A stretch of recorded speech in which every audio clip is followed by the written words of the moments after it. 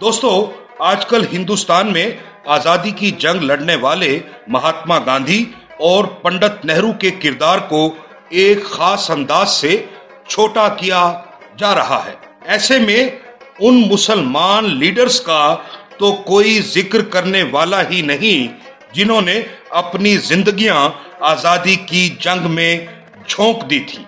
मौलाना हसरत मोहानी भी हिंदुस्तान की जंग आजादी के एक ऐसे ही लीडर थे जिनकी आजादी के लिए जिद्दोजहद गांधी और नेहरू से किसी तौर कम न थी।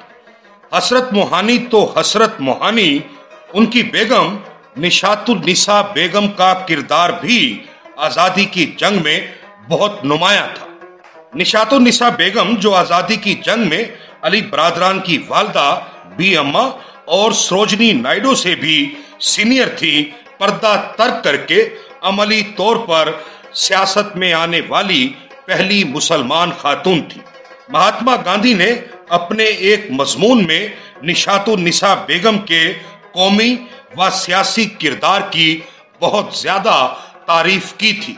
निशातुन्निसा बेगम इतनी बहादुर थी कि एक एजिटेशन में रास्ता रोकने पर उन्होंने पंडित नेहरू के मुंह पर जोरदार थप्पड़ मार दिया था। आज की यात्रा में हम आपको बताएंगे कि हसरत मोहानी की अहलिया निशातुन्निसा बेगम का हिंदुस्तान की जंग आजादी के हवाले से क्या किरदार था।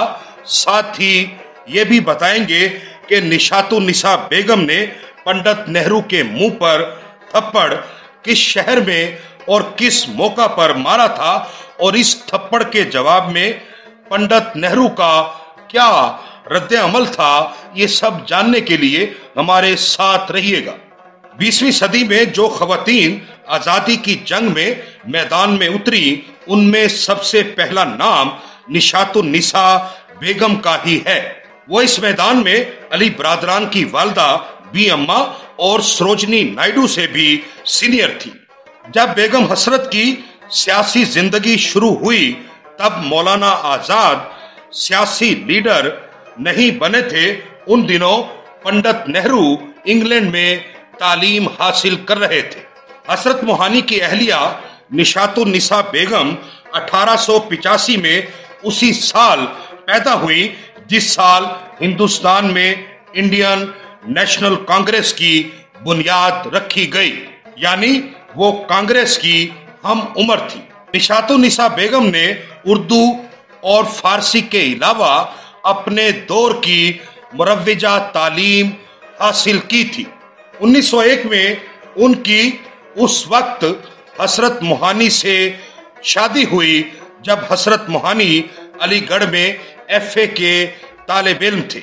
निशातुन्निसा बेगम की अमली सियासी जिंदगी का आगाज 1908 में उस वक्त हुआ जब मौलाना हसरत मोहानी को बगावत के इल्जाम में पहली बार सजा सुनाई गई।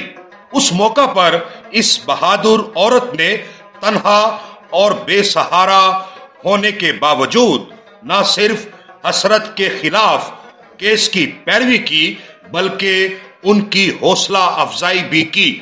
हसरत की पहली गिरफ्तारी के मौका पर निशातुन्निसा बेगम ने उन्हें एक मुख्तसर खत लिखा। ये 2 सतरी खत इस बहादुर मशरकी औरत के मिजाज की असल तस्वीर सामने लाता है। बेगम हसरत ने लिखा, तुम पर जो उफ्ताद मुसीबत पड़ी है उसे मर्दाना वार बर्दाश्त करो। मेरा या घर का बिल्कुल फिक्र न करना। खबरदार तुमसे किसी कमजोरी का इजहार न हो। बेगम हसरत मोहानी जो हसरत मोहानी के साथ कांग्रेस का हिस्सा रही और मुस्लिम लीग का भी, लेकिन उनका ज्यादा सियासी कैरियर कांग्रेस के साथ रहा। कांग्रेस की क़यादत में 20वीं सदी की दूसरी और तीसरी दहाई में निशातुन्निसा बेगम भी अमली तौर पर शामिल रही। 1916 में हसरत की दूसरी गिरफ्तारी के बाद तो निशातुन्निसा बेगम बाकायदा सियासत के मैदान में आ गई। हसरत के केस की एक बार फिर पैरवी की। निशातुन्निसा बेगम पर्दा तर्क करने वाली पहली मुसलमान औरत थी। हालांकि उस वक्त हिंदू औरतें भी पर्दा करती थी। निशातुन्निसा बेगम को हर उस तहरीक से दिलचस्पी थी जिसमें हसरत को दिलचस्पी होती थी। वो हसरत के हर फैसले की तायीद करती थी, चाहे उसके नताइज इन दोनों के लिए कुछ भी हों। उनके किरदार के इसी पहलू से हसरत को इश्क था। हसरत जिस शहर में भी जेल में होते, बेगम हसरत उसी शहर में जेल के करीब रहने लग जाती और हसरत को घर का खाना पहुंचाती। निशातुन्निसा बेगम अपनी बात कहने के लिए कभी किसी से डरती नहीं थी, चाहे सामने जो भी बड़ी से बड़ी शख्सियत हो। 18 दिसंबर 1917 को all India women delegation Madras Chennai में वजीर हिंद लॉर्ड मॉन्टेगो से मिला।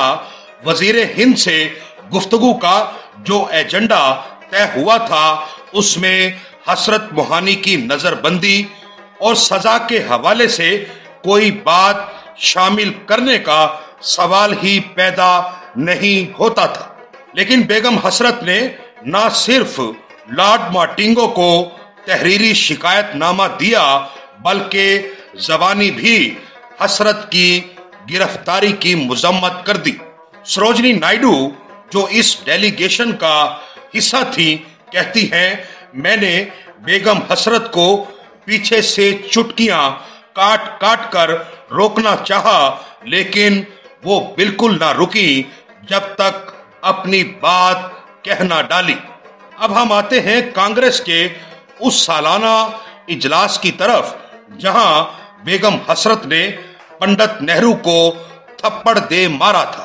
अतीक सिद्दीकी की किताब बेगम हसरत मोहानी और उनके खतूत में तो ये वाकया शामिल है ही। इसके अलावा रईस अहमद जाफरी, चौधरी खलीकुज़्ज़मा और सरदार अली साबरी की किताबों में भी ये वाकया मौजूद है, बल्कि चौधरी खलीकुज़्ज़मा तो इस वाकया के चश्मदीद गवाह थे। ये तारीखी वाकया 1926 में कानपुर में कांग्रेस के उस सालाना इजलास में पेश आया जिसकी सदर सरोजनी नायडू थी। मौलाना हसरत, बेगम हसरत और अर्जुन लाल जगदम्बा के साथ मिलकर मजदूरों के जुलूस की कयादत करते हुए पंडाल के करीब पहुंचे। वो चाहते थे कि कांग्रेस के डेलीगेट्स को मजदूरों के मसाइल और हालात से आगाह करें। इस इजलास में कांग्रेस के वॉलंटियर्स के लीडर नौजवान जवाहरलाल नेहरू थे। जवाहरलाल नेहरू ने इन्हें आगे बढ़ने से रोकना चाहा, लेकिन जुलूस के शुरका आगे बढ़ने के लिए बजिद थे। इसी कश्मकश में जवाहरलाल नेहरू का हाथ बेगम हसरत को यूं लगा जैसे उन्हें धक्का दिया हो। भला वो ये गुस्ताखी कैसे बर्दाश्त कर सकती थी। उन्होंने जवाहरलाल नेहरू के मुंह पर एक जोरदार थप्पड़ रसीद किया और उन्हें बुरा भला कहने लगी। किसी खातून की बेइज्जती पर बड़ा हंगामा खड़ा हो सकता था। मौका की नजाकत को देखकर पंडित नेहरू ने हाथ जोड़कर सर झुका दिया और माफी मांगने लगे। कहा जाता है पंडित नेहरू को फौरन अपनी गलती का एहसास हो गया था और उन्होंने खुद आगे बढ़कर बेगम हसरत से माफी मांगी। दोस्तों, ये थी हमारी आज की यात्रा।